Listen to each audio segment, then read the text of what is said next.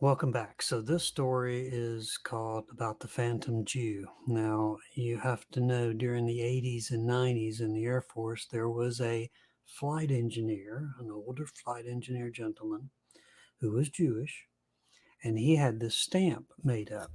And on the stamp, it said, "The Phantom Jew strikes again." Now, we used to see this stamp all over the world. It would show up in the craziest places.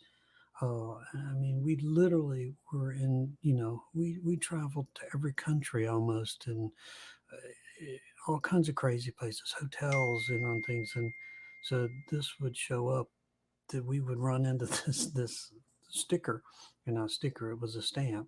We'd run into this everywhere. Well, in this one particular flight, there was a passenger on the plane. Now, I wasn't on this crew, but a friend of mine was, and he told me about it. Um, they were flying this mission, and they had a State Department person on the airplane. And that was pretty common for us. We would fly missions where State Department, we would fly them around the world. They'd be either picking up spy film or whatever they were doing. Um, in this particular case, they were they had only one State Department guy on there, and he was the only passenger. So in that case, when we only had like one passenger on the plane, we would set them up on the flight deck, one or two maybe. We'd set them up on the flight deck, and we wouldn't, because if we had any passengers that sat down in the back of the plane out of the cockpit, then one of the crew members had to sit down there with them. So oftentimes, if it was just one or two people on the plane, and most of the time they were either military or State Department or somebody, we would put them up on the flight deck with everybody else. And this was before 9/11 and all that crap. And pretty much everybody on the plane was armed anyway, most of the crew members anyway. So we would put them up on the flight deck, and that's what they did in this case. They had the State Department guy sitting up on the flight deck. Well, as the story goes, the guy got up and went to the bathroom. He had to get up and go to the bathroom. When you go to the bathroom, you got to go downstairs. Well, he had his briefcase, and instead of closing his briefcase up, he left his briefcase open and just set it on the bench beside him.